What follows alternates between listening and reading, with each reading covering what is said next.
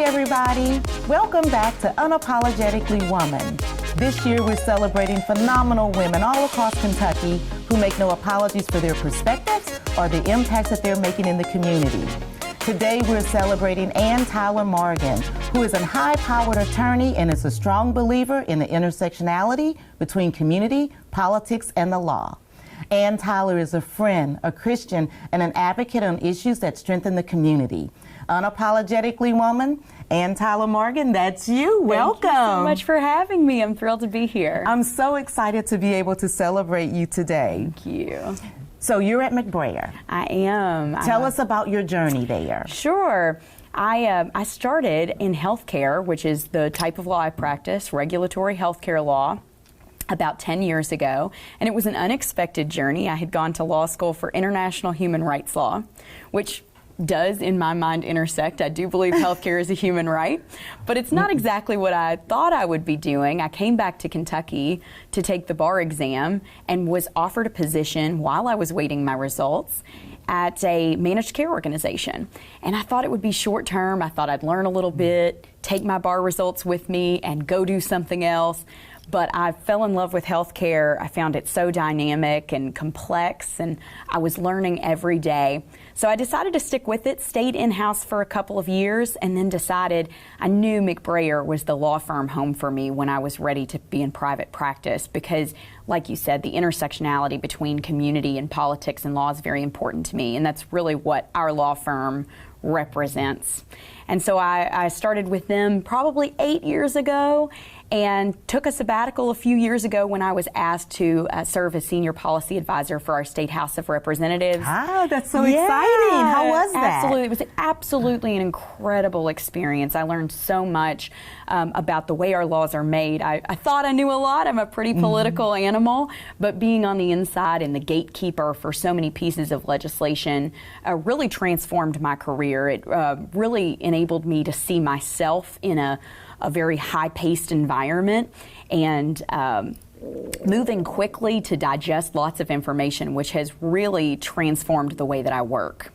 Well, whenever we are in different positions, we take our entire self with us to that position. And so your faith is very important to you. Is. You actually did a pilgrimage. I did. You know, tell us about what that was like. Sure. And how that interacts with your ability in working with the law. Well, something a lot of people don't know about me, and I'm glad to be asked about, is I'm a convert. I converted to Catholicism from a Protestant faith that I grew up very active in.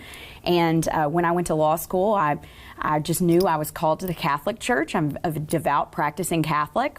And it just really spoke to me. I've taken so many things from the religion that I was born into, which was Southern Baptist, and I've taken so many things from the religion that I converted to, and it's really created a strong blended faith in me. And I think that you do have to bring that to everything that you do. I think you have to treat others as you would like to be treated. You have to think about the world with a sense of charity and hope, and bring joy to your work, which I certainly find in my faith. I did take a pilgrimage a few years ago with a friend to Fatima. Gosh, in that Portugal. sounds so exciting. It was beautiful, and it really opened my eyes to parts of the faith that I hadn't seen before. I just hadn't had that exposure. So it was very special. Okay, so this is not the only thing you do. You complement your work because you sit on a lot of boards. I do. Tell us about that. Why is that important for you? You know, I think that the community makes up everything that we do. I truly have a strong need for social connection and giving back. I think a lot of it was how I was raised. My family is very involved in our community where I'm from in Lawrenceburg, and I was taught to always give to others before you take care of yourself. I think if everybody lives by those values, we have a really strong world.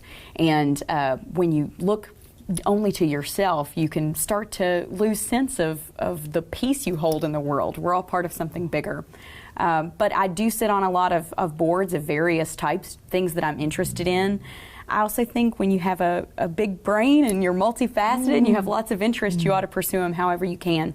So I'm a CASA. I'm a special advocate for children who suffered from abuse and neglect in the court system. I serve on the board of Kentucky Refugee Ministries here in Lexington, the advisory board. I sit on the board of directors for Legal Aid of the Bluegrass.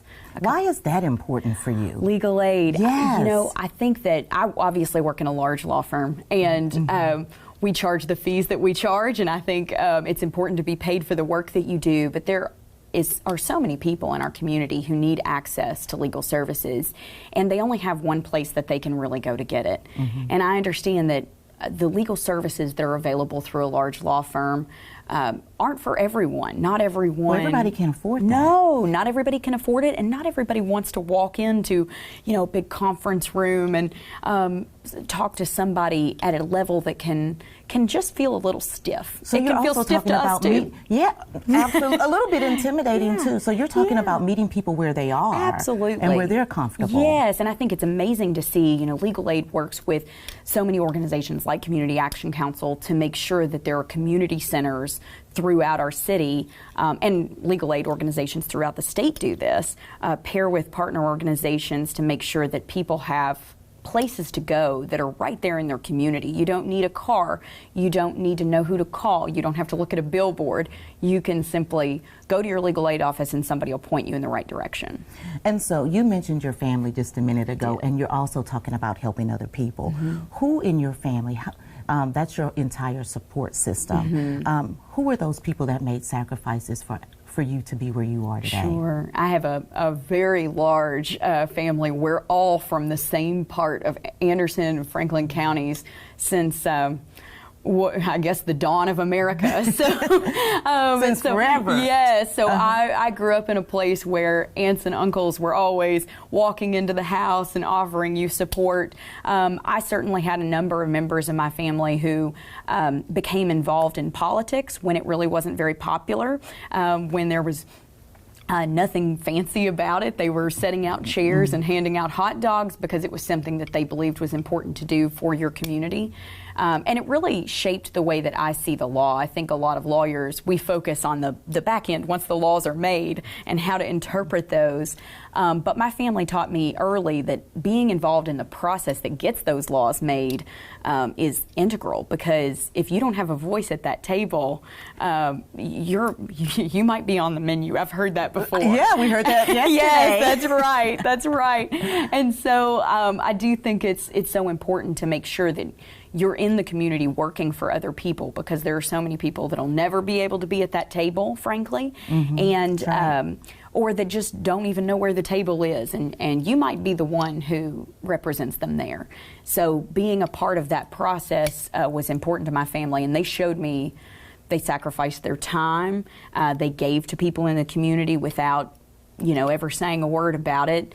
And growing up in a small town, I think that's part and parcel of the experience. You know who needs help, and you just help them. You just because do when it. you need it, they'll give it to you. Oh, that's right. Absolutely.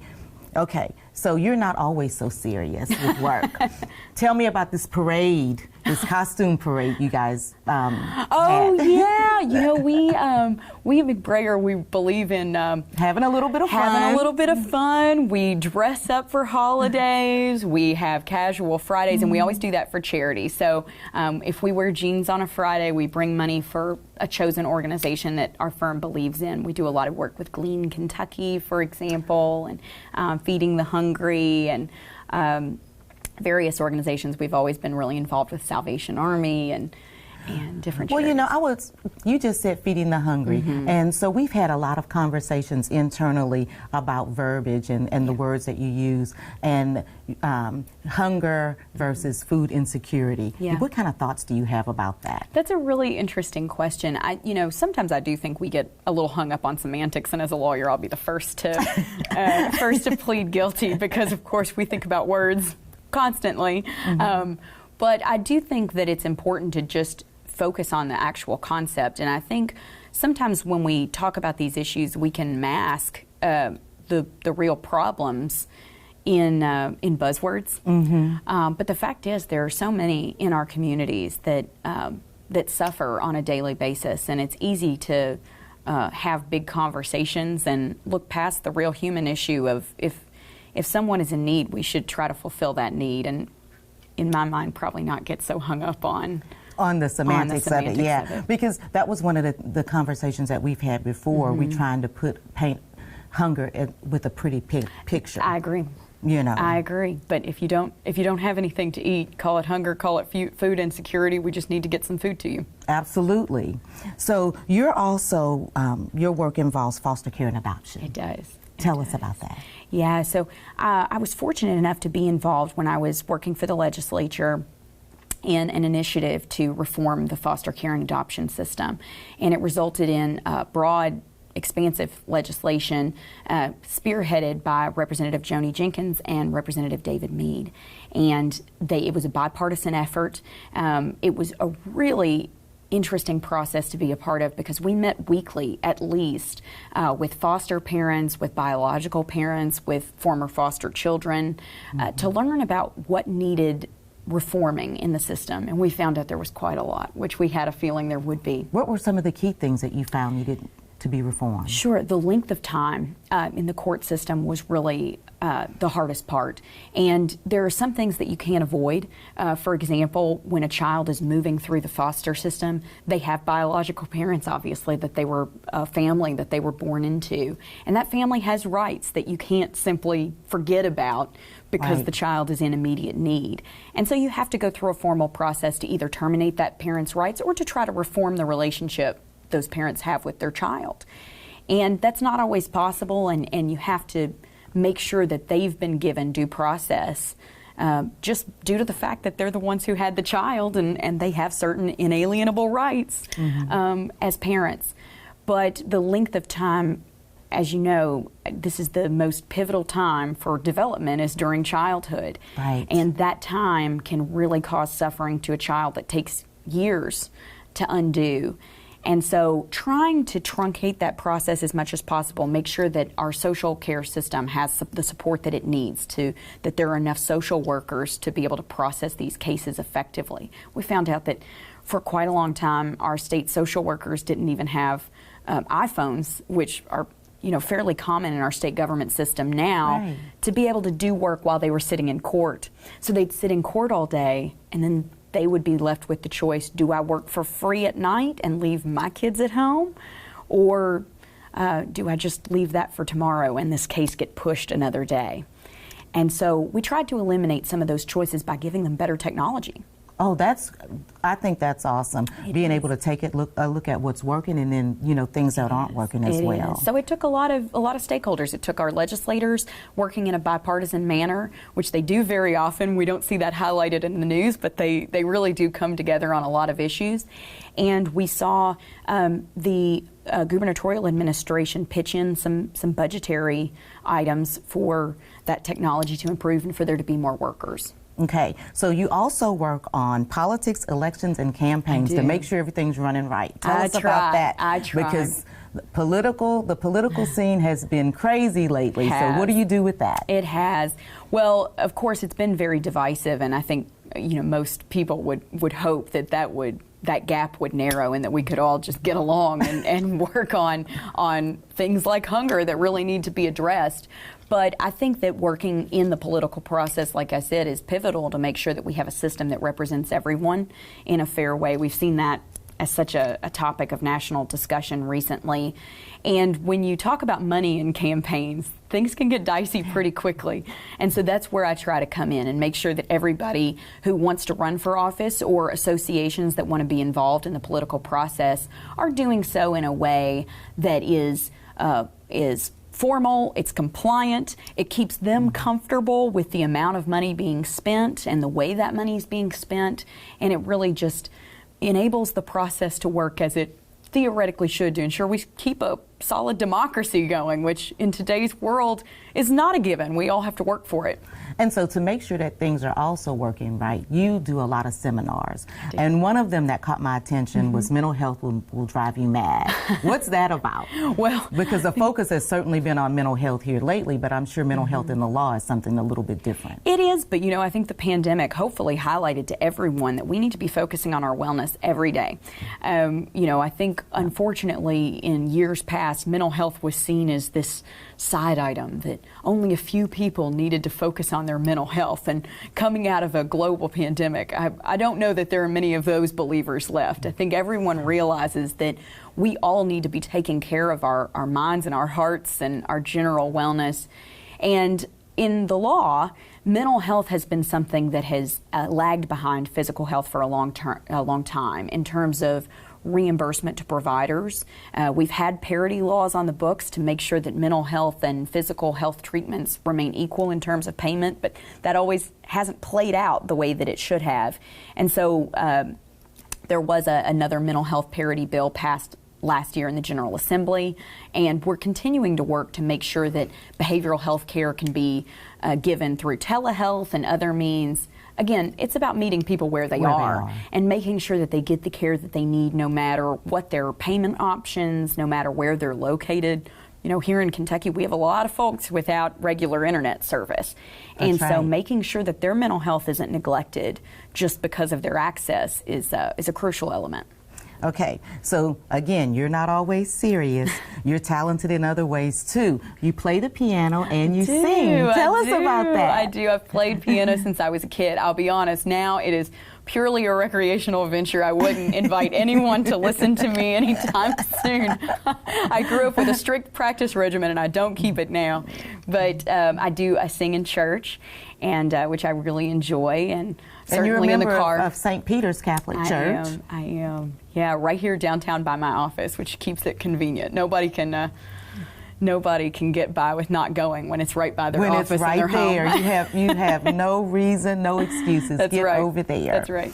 Ann Tyler, thank you so much for letting us celebrate you today. I appreciate the conversation. Oh, absolutely. I am going to leave you with the last word to any young girls or young women who might be looking at you today and thinking, I'd like to do something like that. Yeah. What kind of words of encouragement would you give to them? I'd say the most encouraging thing I can say is don't be afraid to feel what you feel. Some days you will feel like you were rocking life and that everything is peaches and cream and that you'll never not know yourself again. But there are days for all of us where we have insecurities and we have down moments, and it's okay to just understand those, accept those in yourself, give yourself a little love that day, and know that every hour you get a new chance to shine, to bring yourself to the table.